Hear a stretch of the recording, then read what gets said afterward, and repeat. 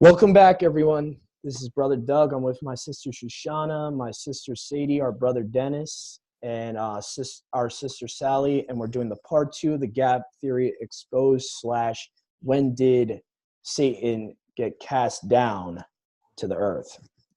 So now we are going to be going to Isaiah chapter 14, verses 12 to 20. And here we go. And we're going to also have a cross-reference with it, too, once we get to the part that I'm thinking of. So here we go. It says, Isaiah chapter 14, verse 12, how art thou fallen from heaven, O Halal, not Lucifer. Lucifer is not even a real name. Should have been Halal there. Son of the morning, or in the Septuagint, it would say, who rose in the morning. Also, his name is Gadrael. Mm-hmm. Yep, his original angelic name in the book of Enoch, chapter 69, I believe, is Gadrael. And so it says, how art thou fallen from heaven, O Halal, son of the morning? How art thou cut down to the ground, which did weaken the nations? For thou said in your heart, I will ascend into heaven, I will exalt my throne above the stars of Elohim, or I should say stars of Yahuwah here. I will sit also upon the mountain of the congregation in the sides of the north. I will ascend above the heights of the clouds. I will be like the Most High, yet you shall be brought down to Sheol, to the sides of the pit. And I believe this is where my sister Shoshana was giving me the cross reference here. Oh, no, not yet. Never mind. We want to get to the part where it talks about him being like a man. Verse 16, they that see you shall narrowly look upon you and consider you, saying, is this the man that made the earth to tremble, that did shake kingdoms? Okay, so verse 16 talks about, is this the man that made the earth to tremble, to shake, and did shake kingdoms? So now let's do a cross-reference here real quick. Ezekiel chapter 28, verse 17, which says, okay, your heart was lifted up because of your beauty. You have corrupted your wisdom by reason of your brightness. Yeah. I really don't think he's talking about a human king here. I will cast you to the ground. I will lay you before kings that they may behold you. Okay. So, and let's see here. So this is talking to casting him before kings, just like we read in Isaiah 14:16. And it talks about because of his brightness, his beauty, his wisdom have been corrupted by his brightness and his beauty. So he got prideful. And it says that made the world as a wilderness. We're back at Isaiah chapter 14, verse 17 here. That made the world as a wilderness and destroyed the cities thereof, that opened not the house of his prisoners. All the kings of the nations, even all of them, lie in esteem, everyone in his own house. But you are cast out of your grave like an abominable branch. And actually, let's change. I actually like the Septuagint here. It says, but you shall be cast forth on the mountains as a loathed carcass, with many dead who have been pierced with swords, going down to the grave, Sheol. As a garment defiled with blood shall not be pure, so neither shall you be pure, because you have destroyed my land. Now, I believe this is also a double prophecy talking about Nimrod, the anti-Messiah, because Babylon famously has oppressed Yahuwah's people, Yashra'al, time in and time again, and also Syria, which Nimrod found. And he's also known as the Assyrian in prophecy. So it says, because you have destroyed my land and have slain my people, you shall not endure forever, you an evil seed.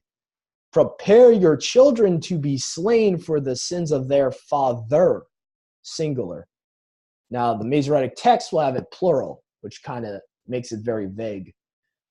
That they arise not and inherit the earth, nor fill the earth with wars. Now, interesting thing is in the book of Enoch here, the Watchers were thrown into the bottomless pit in Tartarus and chained. And part of their punishment is that they're chained for, I believe, if I'm not mistaken, for about 1,000 years. So he's getting the same punishment in the millennium that they are. So I would assert that Isaiah 14:21 is telling you why. He either has right now on the earth physical children, has done what the Watchers did in Genesis 6, chapter 6, verse 4, or will do it in the end times. Either way it's going to happen. Really doesn't matter time period wise when it happens, because it's either going to happen at some point before he's put into the bottomless pit for 1,000 years in the millennium. So either way. And I will rise up against them, says Yahuwah of armies, and I will destroy their name and remnant and seed, thus says Yahuwah, and I will make the region of Babylon desert, so that hedgehogs shall dwell there, and it shall come to nothing, and I will make it a pit of clay for destruction. And after this, it gets into Yahuwah's wrath on Assyria, which also Nimrod founded, like I said before. So Isaiah 14:12 can be directly for Satan, but also can be a double prophecy with the anti-Messiah prophetically. Could be talking about both, because Nimrod with the Tower of Babel tried to reach up into heaven. The book of Jasher talks about Nimrod was trying to destroy Yahuwah and Yahusha and set up their own idols in heaven and take over heaven. And that's been Satan's MO from the beginning. So see here. Oh boy, that's not tube at all. Hopefully I don't keep going in and out. All right, let's see here. So now we're going to go to a couple of witnesses showing that Satan fell when Yahusha was on earth.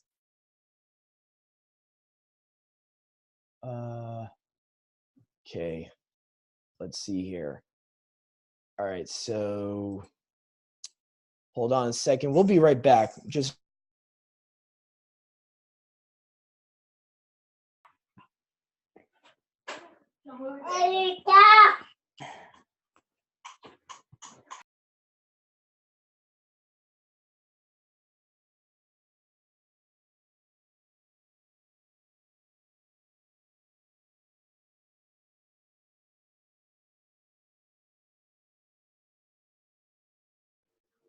Doug, you're muted.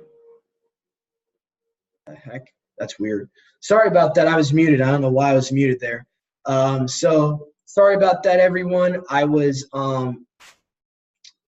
reading from Isaiah 14 verses 12 to 20 and Ezekiel 28:17. And basically it's all about the fall of Gadriel. Also could be referring to Nimrod when he was trying to get up with the Tower of Babel into heaven. So Isaiah 14:12 to 20, I think actually refers to not just Satan, but also to the anti-Messiah Nimrod.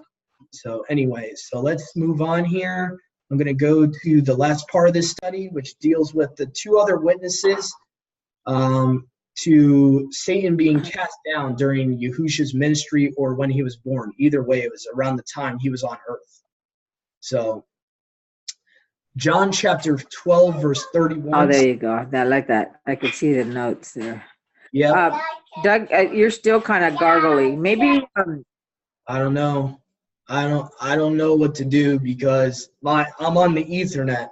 I'm on the Ethernet cable. I'm on like the highest speed internet. It shouldn't be gargly. I don't know.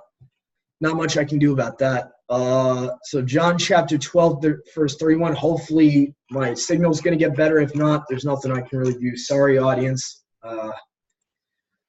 All right, here we go. John chapter 12, verse 31. Now is the right ruling of this world. Now shall the prince, like I said before early in the study, principality of this world be cast out. So even if it's present tense, this is when Yahushua's in his ministry. So Satan has not been casted out in the Tanakh at any point.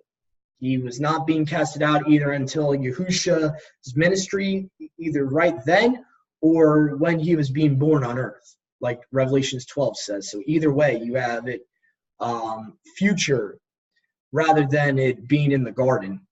Okay, so, and then we have Luke chapter 10, verse 18, which actually gives a past tense, which is actually Luke chapter 10, verse 18 gives more of an idea that he was casted out when Yahushua was being born. Because it says, Luke chapter 10, verse 18 says, and he said unto them, I beheld, past tense, Satan as lightning fall from heaven. So this is past tense here. Luke chapter 10, verse 18. So now, and that's really about it. Now I'm going to give time for my brothers and sisters to put their input on this study. That's pretty much it. So that was Luke chapter 10, verse 18, and John chapter 12, verse 31 as the other two of the three witnesses that Satan fell down when Yahushua was on the earth. So, Sister Shoshana, let me unmute you, and Sister Sally, Sister Sadie, if you want to say anything, or Brother Dennis, if you'd like to say something. Dennis, did you have a comment? I forgot what it was. He had one, but he forgot it. And I've already given you mine, so we're good. All right, thank you. Well, thank you very much, everyone, for joining us. Hopefully this cleared up some confusion with the gap theory and with when Satan fell from heaven. I think the gap theory part, in my opinion, is more important than when you believe he fell. But as you can see in Scripture's actually pretty clear in the Brit Hadashah when he actually got cast to the earth. Hopefully this helped you out and helped you realize that Satan is not in hell like you're told in Christianity, that he's the ruler of hell. He's actually lurking on the earth right now. And he's been lurking on the earth, and he won't be put into the bottomless pit until the millennium. So hopefully that helped you out. And the gap theory, as you can see, is non-existent. The only way you can get it is putting your own interpretation into the text or using a translation that has the creation narrative of a day versus the first day, the second day, the third day.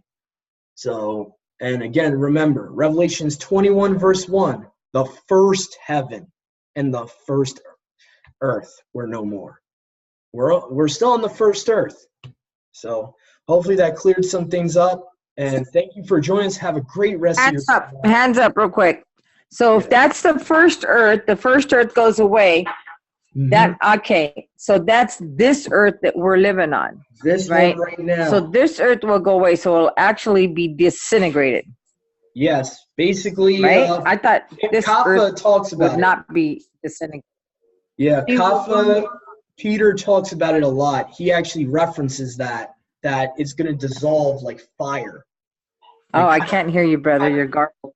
Hold on, I think whenever me and Sister Sadie are talking at the same time, it gets messed up. I think that's what's You're happening. coming across fine, Doug. Yeah, I think when me and her both unmuted, it gets like a little gargly. So I'm trying to from my side. Yeah, all right. So basically what I'm saying is Kapha, the correct Hebrew name for Peter, he talks about the earth will dissolve like elements of fire. Oh, like I will can't hear anything you're saying, dear. Well, you look pretty good still.